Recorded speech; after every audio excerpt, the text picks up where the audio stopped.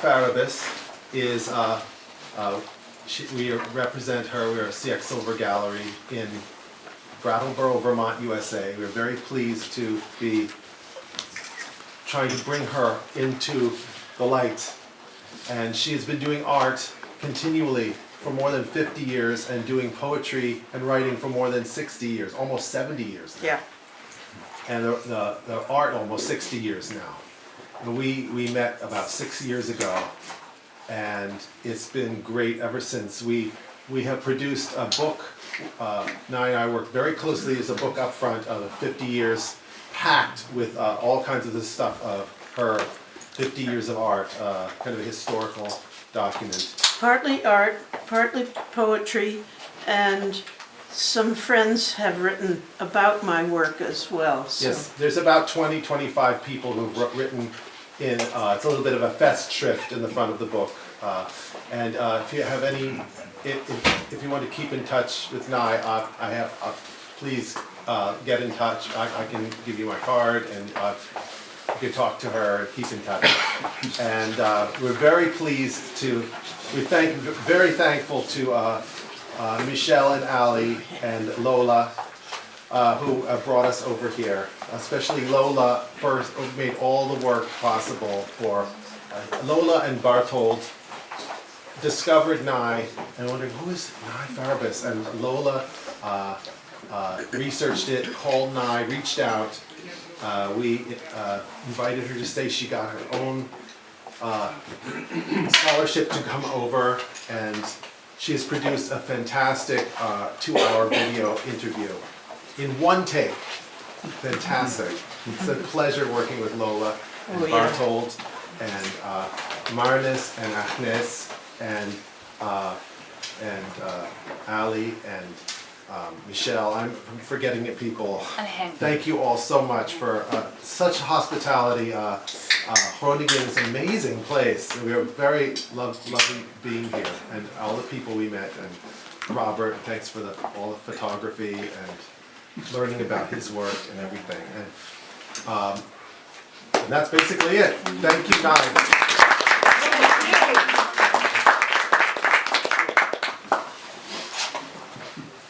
So I'm going to read a selection of poems, and I haven't really thought about the order very much, but this seems like the first one. It's called Glimpse.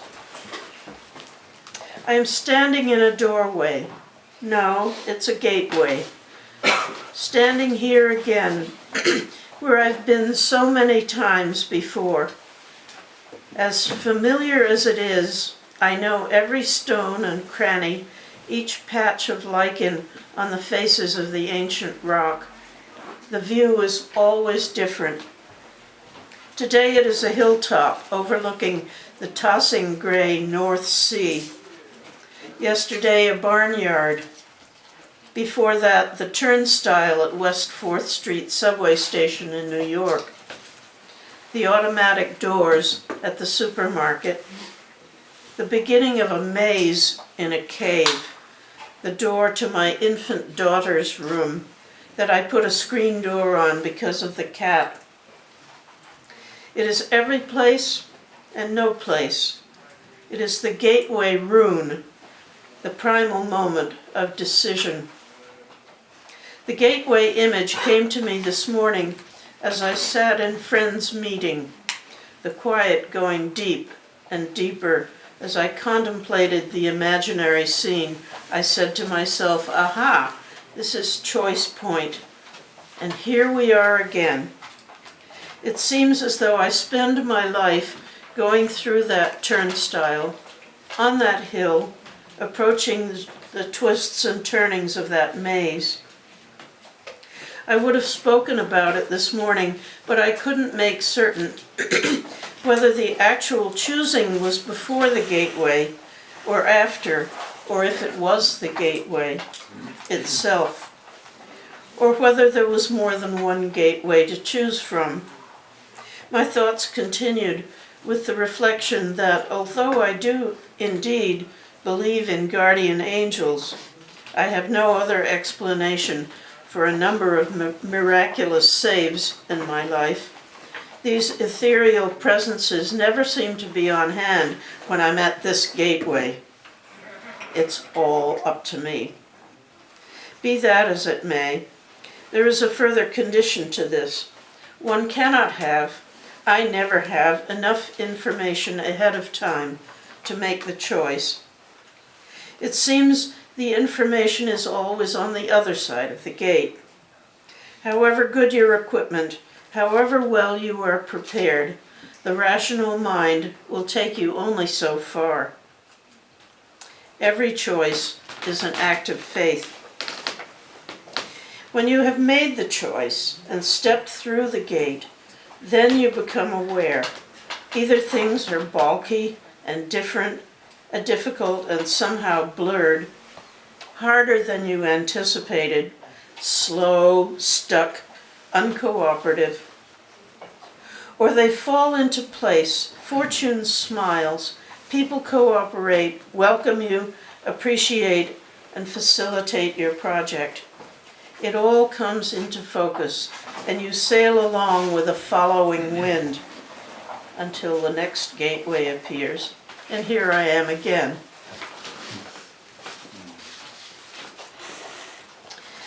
That I didn't consider to be a poem, but maybe it is. But I've been in various poetry writing groups, and often the person who facilitates the group will give a prompt, something that one might write about if one would like to. And this one was, what is a poem? A poem is the title. A poem is a ferment, an undigested lump that howls in my bowels to be set free, longing for clean air it has no idea how to use. An explosion in a box, lacing the sky with tinsel. A spacecraft blooming like a rose, raining down pieces of Challenger over the morning sea. Or thoughts drawn out so thin they almost snap, encountering each other, and hand in hand waltz off into the sunset of an unknown planet. A poem's a vault into a new time, space that's never been before. An acrobat on a trapeze, high flying in the spotlights. A mind laid open, naked and pulsing, under the microscope's objective stare. A carpet sweeper rattling its dutiful course over and over and over well-known ground. A pair of flawless chopsticks lying parallel across an empty bowl. A poem is the stillness of a heart that has been recognized.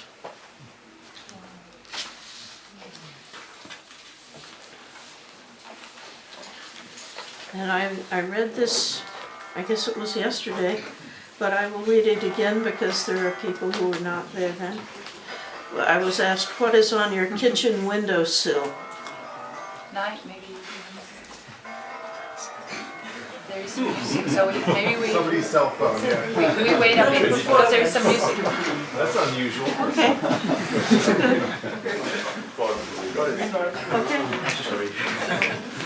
Okay. Kitchen windowsill. This sunny shelf proliferates rememberings dug from an old farm midden. Definite and indefinite articles picked up at a yard sale, dug from an old farm midden. A small magnesia bottle, blue as eternity, picked up at a yard sale. What's this standing off kilter? A small magnesia bottle, blue as eternity. I used to balance eggs on plates. What's this standing off kilter? Small hole in the center. I only surmise. I used to balance eggs on plates. A party game? A spiritual discipline? I only surmise. Small hole in the center. Why saved? No longer known. A party game? A spiritual discipline? Definite and indefinite articles. Why saved, no longer known. This sunny shelf proliferates remembering.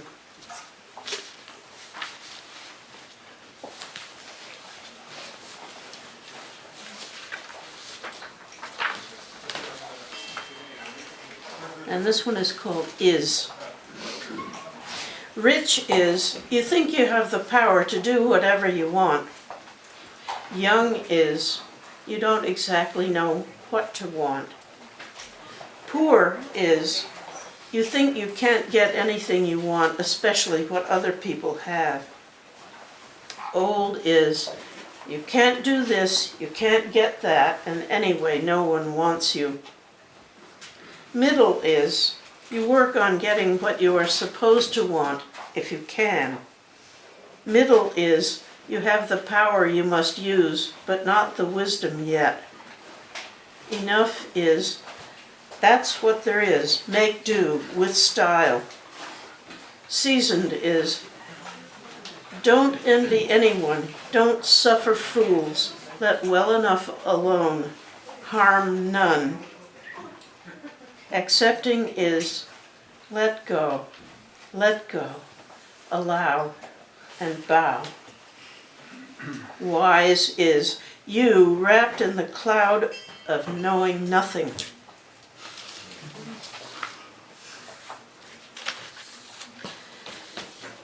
And here's one that it's so weird that I wanted to share it. It's called Sawmill, and it took place after the 1938 hurricane that swept over New England and was very violent. It was before hurricanes had names. Anyway, I'll just read it. When I was, give or take 5, there was a sawmill on my father's place. What for? I wasn't told. Where? Down beside the barn. It stood 2 stories high, and light came through the cracks in the tar paper siding. Men I didn't know worked there, serious and sweaty, shirts off, hanging down around their belts. When they talk, they shout loud above the clanking donkey engine. Between times, logs hitting the whizzing blade scream out, insisting everybody stop and listen to the ear-split cry of the wood ripped long ways. Men pull the limber boards, slap them on piles, smelling like fresh meat in the sun, and chunk the scrap in another pile. Watching, my best friend Mary said, if you roll your eyes as far as you can, straight up into your head, they get stuck up there and you'd be blind. 5-year-olds. Okay, here's one that has to do with the environment. At Risk, Alaska.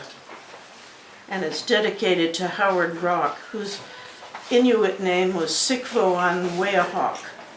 And he was the editor of a weekly newspaper that my father was involved with. The year that was established, the native population of Alaska was 20% of the whole population.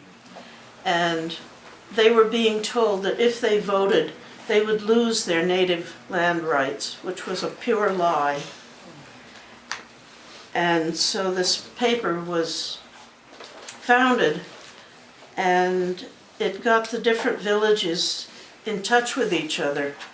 And the native people rose up and they shifted the election from what was predicted, which was just amazing.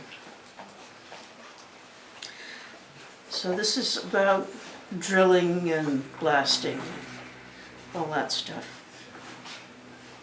How do we do it? Time after shameless time. Pipelines erode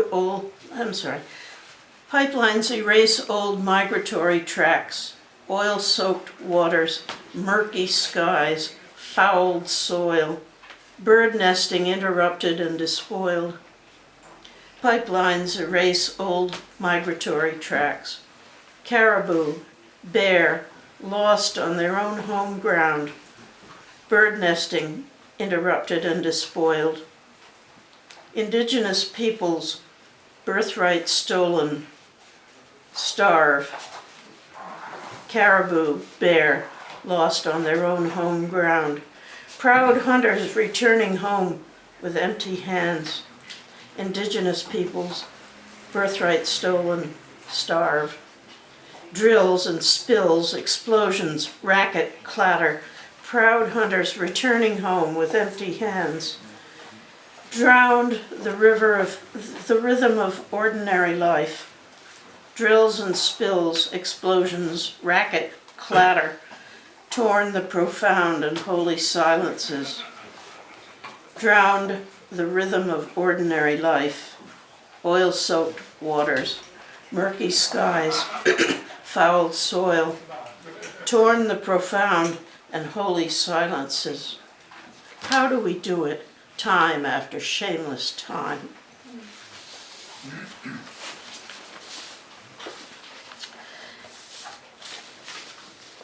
And this one, I don't know where poems come from. They kind of write me, I think, rather than the other way around. And this one just came. As I was wandering, it's called. As I was just a-wandering beside myself, here come a wee wispy mystery man, down the same path, beside me and myself. Here, he says to me, dinna gae doon to same path, doon to shame path, for goodness sakes alive. He tells me, dinna gae backward, doon to lane, for goodness sakes, ye ken. He says to me, you know, I swear.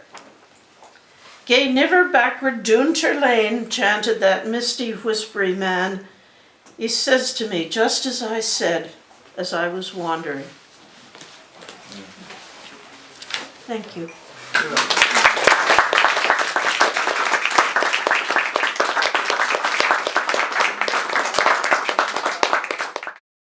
This is 110 feet event scores by Nye.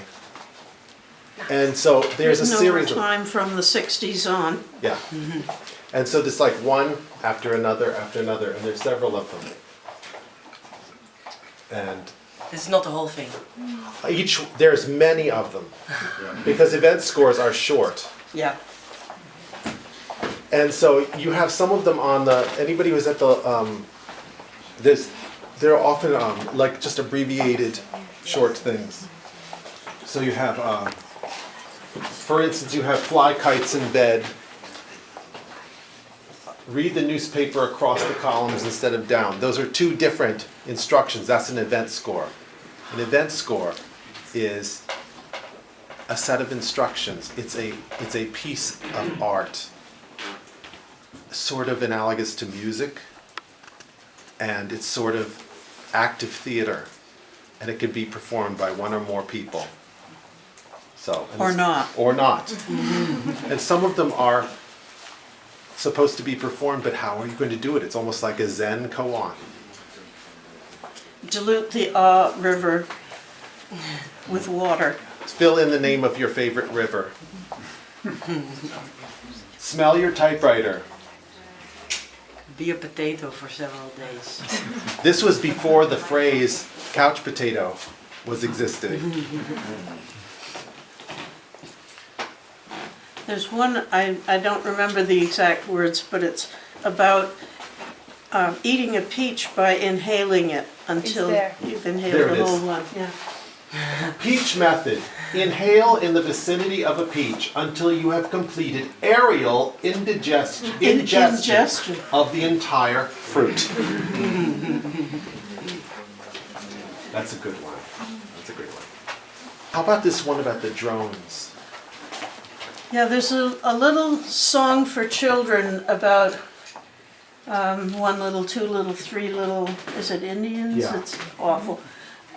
Anyway, it goes, I changed it to drones.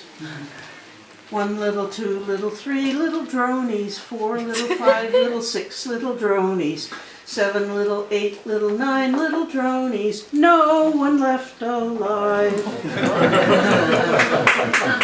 Drones. Nye was a pioneer. She wanted to get her poems around the Allied Chemical Building in Times Square in the early 60s. And she was denied. And why was that? Oh, they were afraid of what poets might say. They might use dirty words or politics or something like that. Finally, people were allowed in the late 70s, like more than a decade later. But she was... I had left New York by that time, doing She other wanted to things. do that way earlier. So. There was, well, two things. One is that I started writing word pairs, and I didn't know why I was writing them, but then it occurred to me that there was a box of, I can't think of the word. Well, it was a box of words in one language and then the same word in Viz another ed. language. Viz-ed? Viz ed cards, but that's not, vocabulary is what I'm trying to say. So I said, well, I could put my word pairs in a box and have one word on one side and one on the other, but they don't relate like vocabulary cards. So this one says absurdity, the other says demonstrate. And they've been used for all sorts of things, from philosophy to English writing courses. Accent, wig. They just kept coming to me. One of the, I revised them quite a lot, and one of them went through 17 revisions. And there's a little book of instructions that goes with it. And the instructions aren't necessarily terribly helpful, but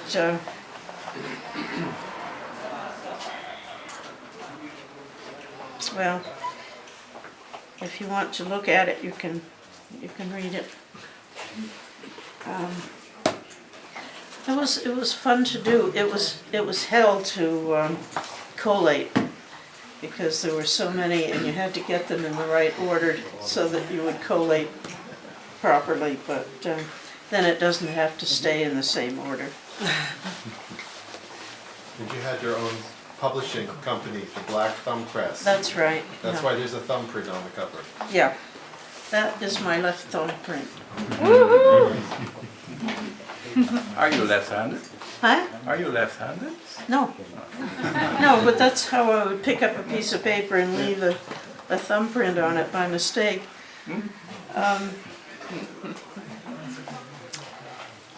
Yeah, it was in the 60s and in the US in the 60s things were pretty tense, and the Vietnam War was going on, and those of us who were ashamed of it were demonstrating and resisting, and sometimes getting arrested. So there was fear, and the idea of being fingerprinted was very much part of that too.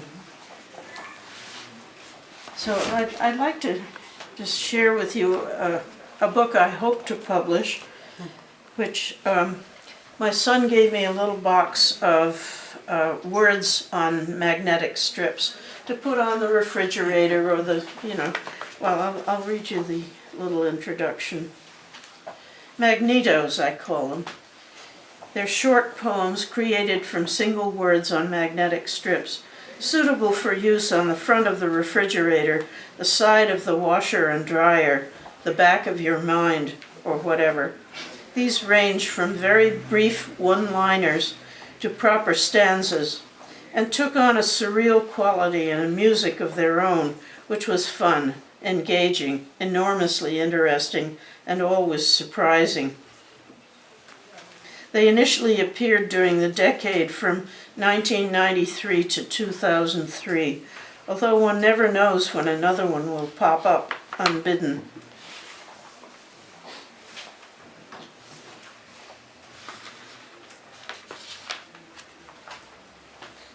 The first one is, Beauty and I shine like a chain storm in my language garden. Death is as floodwater watched through lazy mist, and I am me gone soaring.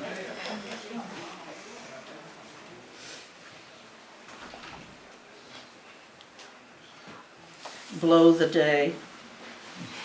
Some like our light, some think this irony, yet none of these here dreams could blow the day under, my friend. There's one that Hannah Higgins wrote about in the book that we were talking about from my show. Where did it go? I think they are elusive. Here's the contents in the front. That's it. Behind the dream. Yeah, it's all right. Behind the dream. How has the instant moment gone from egg to time to knife? How is the fragile moment gained by falling through to life? How does the vagrant shadow pass from here to near to seem? I still would sit and ponder it and see behind the dream. And there was one which was written about a bridge where I used to play, you know when you drop sticks on the upside of the bridge and they go under and you wait to see whose stick goes first. It's called Lost Next, Onkatina Bridge. No water now, gone underneath delectable bridge, run out all swirls and teacups between fish shadow and memory's edge, down to the luscious garden of the sea. So when you come to the end of this book, there's a little note that says, please turn the book over, and it's another book. And these are code poems which are written, you choose a title. Let's see. This is the International Morse Code, which explains how you can write your own code poems. And the first one that I wrote was the first sentence from a book by Herman Melville called Moby Dick. Call me Ishmael. So I took the title and I wrote it down instead of across, and each letter has its equivalents in dots and dashes, and that becomes the stress pattern for the line. So the first line starts with a C, and C is dot it. So when you think it, A, da-da, it's done. L, dit-da, dit-dit. The whalermen, my ancestors. So you follow the long and short stresses. You have to find words that correspond to that, and also that have something to do with the title. And my people were indeed whalermen from Nantucket Island, and so it goes. And they went to the South Seas and probably left some children behind. When you think it's done, the whalermen, my ancestors, old salts put lightly into the titillating islands. Ahoy there, my whalermen.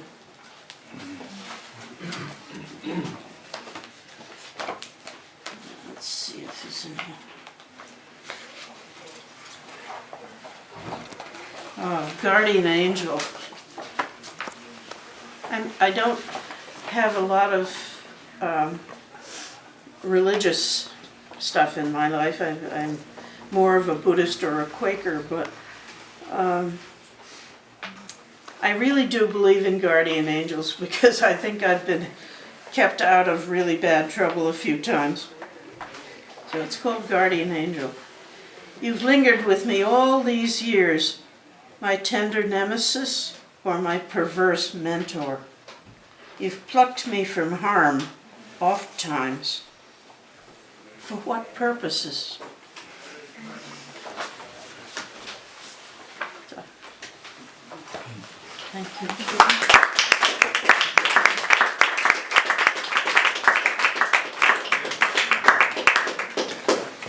Now do the eggs. Okay, so we need some volunteers. This is part of the balancing the egg act. You good? Oh, we're gonna put this here. Do you want to just show what Sure, what we have to do? Don't feel. Have courage to try something that you might fail at. Right. I'm And I might serious. fail at. It doesn't. It's not fail either. It's just try. Yeah. See if you can get the egg to balance. It's not a trick, and you can do it on the little end, which everybody thinks, it would be easier on the thick The end. littler end instead of the thicker end. And You want to come on over Sure. here? Because here's our little display place. Don't fall. Some people come try. Just try for fun.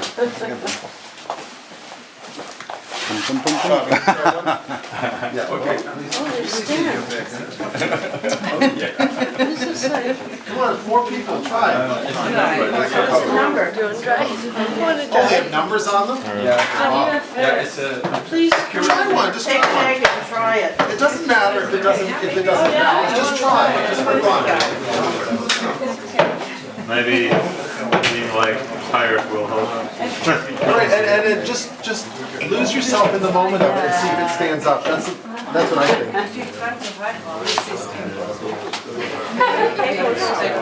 Yeah, I felt that's true. Like you can both sit silent.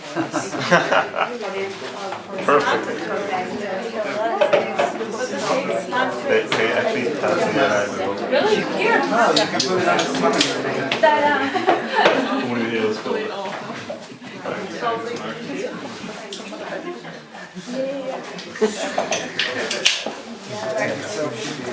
But shouldn't it be the other side, no? The small side. Wow.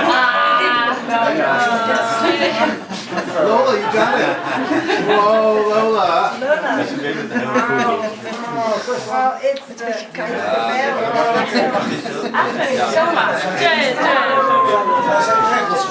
There it goes, looking nice. Kick the table. Oh my god.